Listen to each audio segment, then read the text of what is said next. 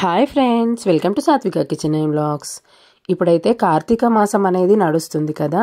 అయితే దీనికి కావాల్సిన వత్తులు అనేది ఏ విధంగా ప్రిపేర్ చేసుకోవాలనేది నేను చూపిస్తాను. చాలామందికి వత్తులు చేయటం తెలిసే ఉంటుంది, కానీ తెలియని వాళ్ళ కోసం అయితే నేను చూపిస్తున్నాను. చాలా ఈజీ ప్రాసెస్లో అందరికీ అర్థమయ్యే విధంగా రకరకాల వత్తులను, వస్త్రాలను నేనైతే చూపిస్తాను. పత్తిని ఒక 2 రోజుల ముందుగానే చక్కగా ఎండబెట్టేసుకొని ఇత్తులేమీ లేకుండా క్లియర్గా తీసేసేయాలి. తర్వాత ఈ విధంగా క్లీన్గా చేసుకున్న తర్వాత ఈజీ ప్రాసెస్లో వత్తులను చూపిస్తున్నాను. నార్మల్గా మనకు ఎక్కువగా ఈ కార్తీక మాసంలో పువ్వొత్తులు అనేది ఎక్కువగా అవసరపడుతుంటాయి. ఎందుకంటే మనం ఎక్కడ టెంపుల్కి వెళ్ళినా కూడా చిన్న ప్రమిదలో ఒక పువ్వొత్తిని వేసేసి అందులో ఆయిల్ వేసేసి చక్కగా దీపాన్ని అయితే వెలిగిస్తూ ఉంటాం కదా. ఆ పువ్వొత్తిని ఈజీగా ఈ విధంగా చేసుకోవచ్చు. దీనికోసం కొంచెం విభూతిని తీసుకొని 2 పక్కల మనం పత్తిని తీసి పైన కొనలాగా చేసేసి వీడియోలో చూపించిన విధంగా ఈ విధంగా ప్రెస్ చేసుకోవాలి. తర్వాత ఆ కాడ అనేది స్టిఫ్గా ఉండడానికి ఇంకొంచెం పత్తిని ఈ విధంగా కింది సైడ్లో మనం పత్తిని పెట్టేసుకొని కొంచెం కొంచెం తీసుకొని అదే వత్తికి ఈ విధంగా తిప్పుకోవాలి. మనం పైన కాడ తిప్పినప్పుడు కింద ఆ పత్తి కూడా తిరుగుతూ ఉండాలి. అలా తిరిగినప్పుడే మనకి ఈ పువ్వత్తి అనేది సరిగ్గా వచ్చినట్టు అర్థం. ఈ వత్తులు చేయటము మేమైతే కొంచెం స్లోగానే చేస్తాం, కానీ మా పెద్దవాళ్ళు, అమ్మమ్మలు, అమ్మవాళ్ళు, నానమ్మలు అయితే చాలా ఫాస్ట్గా చేసేవారు. వాళ్ళ నుంచి నేర్చుకున్నవే మేము ఈ వత్తులు. వీడియోలో చూస్తే మీకు చక్కగా అర్థమైపోతుంది. చూడండి నేను ఏ విధంగా తిప్పుతున్నాను అనేది. ఈ విభూతి పెట్టి తిప్పటానికి రాని వాళ్ళు పాలు పెట్టుకున్నా సరిపోతుంది. విభూతితో ఎక్కువ వత్తులు చేస్తే కొంచెం ఫింగర్ అనేది నొప్పి పెడుతుంది. ఏం పర్వాలేదు అనుకునే వాళ్ళు ఇదే విధంగా చేసుకోవచ్చు. లేదు మాకు కొంచెం పెయిన్గా ఉంటుంది అని అనుకునే వాళ్ళు పాలు తీసుకొని, ఆవు పాలు కానీ ఇంకేదైనా పాలు కానీ మనకు దొరికినవి పచ్చి పాలు తీసుకొని ఇదే విధంగా కొంచెం కొంచెం ప్రెస్ చేసుకుంటూ తిప్పుకోవాలి. ఇలా చేసినట్టయితే మనకు వత్తులు అనేది ఈజీగా వచ్చేస్తాయి. ఈ పువ్వొత్తులు అనేది మనం ఎక్కడికి వెళ్ళినా ఒక బాక్స్లో ఈ పువ్వొత్తులు వేసేసి కొంచెం ఆవు నెయ్యి వేసేసి తడుపుకొని వెళ్ళినట్టయితే రోజు ఒక వత్తిని మనం టెంపుల్లో పెట్టేసి దీపం వెలిగించుకోవచ్చు. తర్వాత వచ్చేసి నేను దారం వత్తులను చూపిస్తున్నాను. ఒకసారి వీడియోలో క్లియర్గా చూడండి. ఫింగర్ని నేను ఎలా తిప్పుతున్నాను అనేది చూడండి. ఈ వత్తులు ఖచ్చితంగా నేర్చుకోవాలండి. మనం కొన్న వత్తుల కంటే 365 వత్తులు ఇలా మన చేత్తో చేసుకుంటేనే పుణ్యం అనేది వస్తుంది. చూడండి ఫింగర్లు నేను స్లోగా తిప్పుకుంటూ చూపిస్తున్నాను. బ్యాక్ సైడ్ తిప్పుకుంటూ మళ్ళీ ఆ 2 ఫింగర్స్తో ముందుకి అనాలి. ఇలా ఈ విధంగా నేనైతే ఫాస్ట్గానే చేస్తాను, కానీ మీకు చూపించడానికి కొంచెం స్లోగా చూపిస్తున్నాను. వీడియోలో చూపించిన విధంగా ఈ విధంగా తిప్పుకున్న తర్వాత 5 పోగులని మన 4 వేళ్లకు చుట్టుకోవాలి. 5 పోగులు అంటే ఒక సైడ్ 3 పోగులు వస్తాయి, ఇంకో సైడ్ 2 పోగులు వస్తాయి. ఇది కార్తీక పౌర్ణమి రోజు ఉసిరి చెట్టుకు, తులసి చెట్టుకు మనం పెళ్లి చేస్తాం కదా, లేదంటే పూజ చేస్తాం కదా, ఆ రోజు మాత్రమే ఆవు నేతిలో తడుపుకొని కొత్త ప్రమిదలో మనం కొంచెం సున్నం కానీ జాజి కానీ పెట్టేసి ఈ 365 వత్తులను తడిపినవి పెట్టేసి అందులో కొంచెం ఉసిరి ముక్కను అదేవిధంగా పట్టుబట్టను వేసి కర్పూరం వేసి వెలిగించుకోవాలి. చూడండి నేను ఒక సైడ్ 3, ఒక సైడ్ 2, 5 పోగులు వచ్చే విధంగా ఈ విధంగా చుట్టుకున్నాను. ఇదే విధంగా సేమ్ 365 వత్తులను మనం చేసుకోవాలి. కొంతమంది తెలియక మిషన్ వత్తులు అలాంటివి పెట్టుకుంటూ ఉంటారు. అస్సలు అలాంటివి మిషన్ వత్తులు పెట్టుకోవద్దు.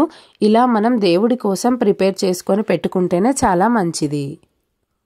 మాకైతే ఇంట్లో చాలా వత్తులు పడతాయి కాబట్టి అప్పుడప్పుడు చేసుకుంటూ ఉంటాము. ఈ విధంగా 100 కలిపి ఒక్కొక్క కట్ట చేసుకుంటూ ఉంటాను నేను. ఇందులో నుంచి ఒక 60 వత్తులు సపరేట్ చేసేస్తే మనకి 360 వత్తులు అనేటివి కంప్లీట్ అవుతాయి. ఇలా ఒక చోట చేర్చుకొని ఒక దారం లాగా కట్టేసి తర్వాత ఆవు నేతిలో కానీ లేదంటే పూజా నూనెలో కానీ తడుపుకొని మనం ఒక బాక్స్లో పెట్టుకోవాలి. మనం ఎక్కడైతే వెలిగించుకోవాలనుకుంటున్నామో అక్కడ మాత్రం ఆ బాక్స్లో నుంచి తీసి మట్టి ప్రమిదలో కానీ పిండి జ్యోతిలో కానీ దేంట్లో అయినా పర్వాలేదు పెట్టుకొని మనం వెలిగించుకోవాలి. వెలిగించిన తర్వాత మనం ఎక్కడైతే వెలిగిస్తున్నామో దానికి ఒక 5 చుట్లు తిప్పుకోవాలి. కొంతమంది తెలియక కొంచెం తప్పనేది చేస్తూ ఉంటారు. అదేంటంటే 365 వత్తులు మనం బయట కొనుక్కునే వాళ్ళు కొనుక్కుంటుంటారు కదా, అయితే పైనుంచి నూనె అనేది పోసేసి వెంటనే వెలిగిస్తుంటారు. అలా అస్సలు వెలిగించకూడదు. మనం ఒక బాక్స్లో 365 వత్తులు అనేటి మంచిగా తడిసే విధంగా నూనె చక్కగా ఇంకే విధంగా తడిపిన తర్వాత హారతిలాగా ఇచ్చేసి దాన్ని వెలిగించి పక్కన పెట్టుకోవాలి. వీడియోలో చూపించేది 33 వత్తులు. ఇవి సన్నగా పొడవుగా కాడలు చేసేసి 33 వత్తులను ఒక చోట చేర్చాను.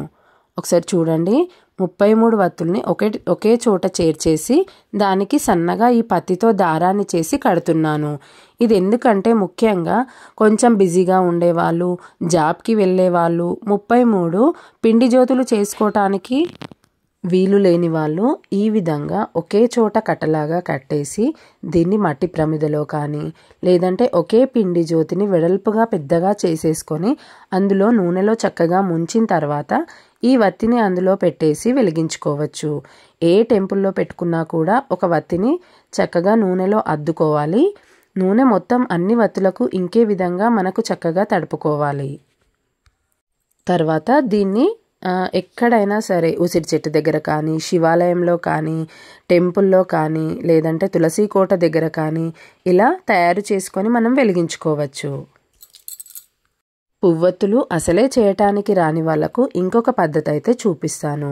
పత్తిని ఈ విధంగా కిందికి పైకి అన్న తర్వాత చిన్న చిన్న ఈ విధంగా వీడియోలో చూపించిన విధంగా చిన్న చిన్న బిళ్ళల్లాగా చేసుకోవాలి. ఈ విధంగా చేసేసుకోవాలి. ఇలా చేసుకున్న తర్వాత వీటిని ఒక కొనలాగా తీసేసుకొని మనం చేతిలో పట్టుకోవాలి. ఈ విధంగా 2 సైడ్లు కొనలు తీసుకొని కొంచెం షార్పుగా చేసుకోవాలి. వీడియోలో చూపించిన విధంగా షార్పుగా చేసుకున్న తర్వాత జల్లిగంటె ఉంటుంది కదా మన ఇంట్లో, ఆ జల్లిగంటలో కింది నుంచి పైకి ఈ విధంగా వీడియోలో చూపించిన విధంగా పెట్టేసుకోవాలి. ఇలా పెట్టుకున్న తర్వాత పైనకి మనకి వత్తి అనేది వస్తుంది కదా, దాన్ని ఈ విధంగా ప్రెస్ చేసుకోవాలి రౌండ్గా. మనం కింద ప్రెస్ చేసినప్పుడు పైన వత్తి అనేది తిరుగుతూ ఉండాలి. వీడియోలో చూపించిన విధంగా ఈ విధంగా తిరుగుతూ ఉన్నట్టయితే మనకి కాడ అనేది స్టిఫ్గా చక్కగా వస్తుంది. పువ్వొత్తులు రాని వాళ్ళు కూడా ఈ విధంగా జల్లిగంటె సహాయంతో ఈజీగా చేసేసుకోవచ్చు. ఇలా మనకు ఎన్ని వత్తులు అనేది అవసరం ఉంటే అన్ని వత్తులను ప్రిపేర్ చేసి ఒక బాక్స్లో వేసుకున్నట్టయితే ఎక్కడికి వెళ్తే అక్కడికి కొన్ని తీసుకెళ్ళి మనం దీపారాధన అనేది చేసుకోవచ్చు. తర్వాత ఇంకో రకంగా కూడా చూపిస్తున్నాను. ఈ విధంగా 2 కొనలను ఒక చోట చేర్చేసి ఇందాకలాగే కొంచెం సన్నగా అన్నుకున్న తర్వాత మన ఇంట్లో గ్రేటర్ ఉంటుంది కదా, క్యారెట్లు కానీ బీట్రూట్ కానీ తురుముతూ ఉంటాం కదా, దాంట్లో ఈ విధంగా కింది నుంచి పైకి పెట్టేసి సేమ్ ఇందాక జల్లిగంటతో ఎలా అన్నామో అదే విధంగా అనాలి. ఈ విధంగా రౌండ్గా ప్రెస్ చేస్తూ అనుకోవాలి. ఇలా చేయటం వల్ల కాడ అనేది స్టిఫ్గా వస్తుంది. ఇందాక చూపించినట్టే కింద మనం తిప్పినప్పుడు పైన వత్తి అనేది తిరుగుతూ ఉండాలి. ఇలా తిరిగినప్పుడే వత్తులు మనకు నీట్గా చక్కగా వస్తాయి. ఇలా చేసుకోవచ్చు. ఈ విధంగా ఇన్ని రకాల పద్ధతుల్లో పువ్వొత్తులు చేసుకోవటానికైతే మనకు వీలుంటుంది. మనం ఎక్కడ దీపాన్ని వెలిగించినా కూడా చక్కగా ఈ విధంగా చేసుకున్నవి తీసుకెళ్ళి వెలిగించుకోవచ్చు. తర్వాత వచ్చేసి నేను వస్త్రాన్ని చేయటం ఎలాగనేది చూపిస్తున్నాను. ఆవు పాలు తీసుకొని దాంట్లో కొంచెం విభూతినైతే వేస్తున్నాను. మనకు అవైలబుల్గా ఉంటే ఖచ్చితంగా ఆవు పాలు మాత్రమే తీసుకోవాలి. లేదంటే మనకి పాల షాపులలో ఆ విధంగా దొరుకుతూ ఉంటాయి. ఆవు పాలని సపరేట్గా అడిగితే మనకి ఇస్తారు. దాంట్లో విభూతిని కొంచెం నలుపుకొని వేసుకోవాలి. ఇలా వస్త్రాన్ని ఆవు పాలతో విభూతితో చేసుకుంటే చాలా మంచిది. వీలైతే ఖచ్చితంగా ఈ విధంగా చేసేసుకోండి. తర్వాత మనం పత్తినైతే తీసుకోవాలి. దీనికి అంతటికి చక్కగా పత్తిని విప్పేసుకొని దుమ్మేమీ లేకుండా చూసుకొని ఒక బాక్స్లో పెట్టుకోవాలి. అలాంటి పత్తిని తీసుకొని వీడియోలో చూపించిన విధంగా కొంచెం ముందుకు అనేసుకొని పాలు విభూతి కలిపిన దాన్ని ఈ విధంగా 2 ఫింగర్స్తో ప్రెస్ చేసుకోవాలి. ఇలా మనం వస్త్రం చేసేటప్పుడు చూపుడు వేలును ఉపయోగించకూడదు. సెకండ్ వేలు ఉంటుంది కదా, ఆ వేలుతోనే పాలను అద్దుకుంటూ ఈ విధంగా ప్రెస్ చేస్తూ మనం వస్త్రాన్ని ప్రిపేర్ చేసుకోవచ్చు. ఇది వచ్చిన వాళ్ళైతే చాలా ఈజీగా చేసేస్తుంటారు, కానీ రాని వాళ్ళు నేర్చుకోవటం అయితే కొంచెం కష్టంగా ఉంటుంది. మనం రోజు దేవుడి రూమ్లో దీపాన్ని వెలిగిస్తుంటాం కదా, అలా దీపాన్ని వెలిగించిన తర్వాత శివయ్యకు అభిషేకం ఆ విధంగా చేసుకుంటూ ఉంటాం కదా, సోమవారం కానీ ఏకాదశి రోజు కానీ. అలా చేసుకున్న స్పెషల్ డేస్లలో మనం ఇలా ఆవు పాలతో చేసిన విభూతితో చేసిన వస్త్రాన్ని ఒక 2-3 లైన్ల వరకు మనం మన చేతితో చుట్టుకొని శివయ్యకు సమర్పించుకోవాలి. లేదంటే మనం ఎక్కడికైనా టెంపుల్స్కి ఆ విధంగా వెళ్తుంటాం కదా, అక్కడికి తీసుకెళ్ళినా కూడా చాలా మంచిది.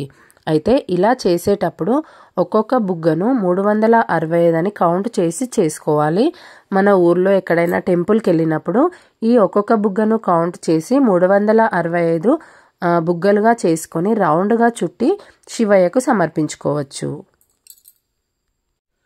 అంతేకాకుండా ఈ కార్తీక మాసంలో ఉదయాన్నే లేచి స్నానం చేయగానే తులసి కోట దగ్గర దేవుడి రూమ్లో మనం ఖచ్చితంగా దీపాన్ని వెలిగించుకోవాలి. సాయంత్రం పూట ఆకాశ దీపం కూడా వెలిగించుకోవాలి. తర్వాత రోజు ఒకటి కార్తీక పురాణంలో ఉండే రోజు ఒక అధ్యాయాన్ని చదువుకుంటూ ఉండటం అయితే చాలా మంచిది.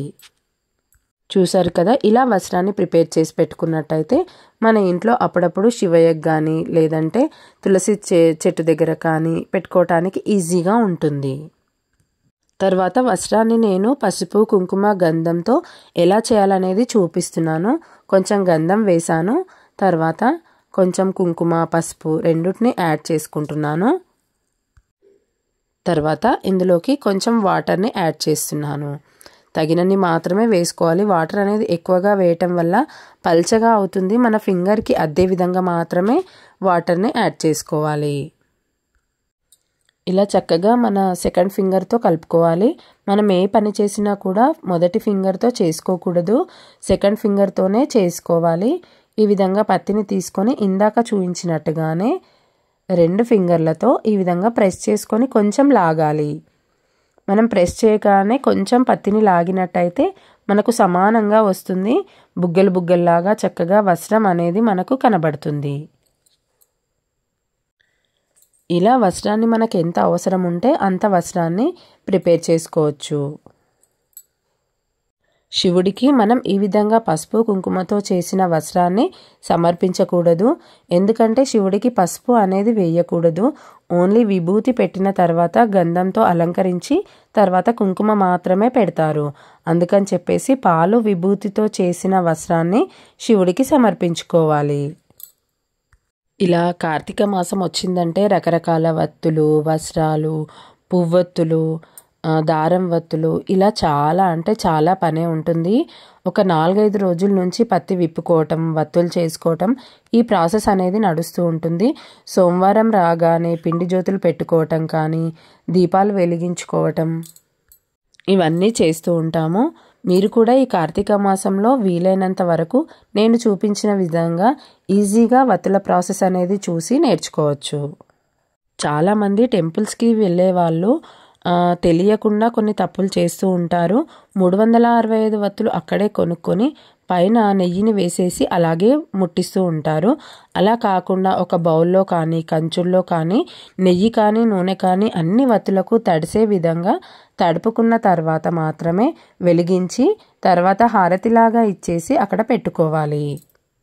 నేను చాలా దగ్గర టెంపుల్స్కి వెళ్ళినప్పుడు ఈ మిస్టేక్ అనేది నేను గమనించాను కాబట్టి నాకు తెలిసిన విషయం అనేది మీకు కూడా తెలియజేస్తున్నాను. నేను చేసిన రకరకాల వత్తులు వస్త్రాల వీడియో మీకు కనుక నచ్చినట్టయితే ఖచ్చితంగా సబ్స్క్రైబ్ చేసుకొని మీ ఫ్రెండ్స్ అండ్ ఫ్యామిలీ మెంబర్స్కి షేర్ చేయండి. ఇలా వస్త్రాన్ని ప్రిపేర్ చేసుకున్న తర్వాత దీన్ని గాజుకు చుట్టేసుకున్నట్టయితే మనం ఏ చిన్న బాక్స్లో పెట్టినా కూడా చిక్కుపడకుండా నీటుగా అయితే ఉంటుంది. ఇది ముఖ్యంగా కార్తీక పౌర్ణమి రోజు మనం పూజ చేస్తూ ఉంటాం కదా, తులసి చెట్టుకు ఉసిరి చెట్టుకు అప్పుడు అవసరపడుతుంది. ఆ 2 చెట్లకు మధ్యలో ఇది ఒక 5 చుట్లు కానీ 11 చుట్లు కానీ వేసుకోవటానికి ఈజీగా ఉంటుంది. ఈరోజైతే నేను 4 రకాల పువ్వొత్తులు చూపించాను.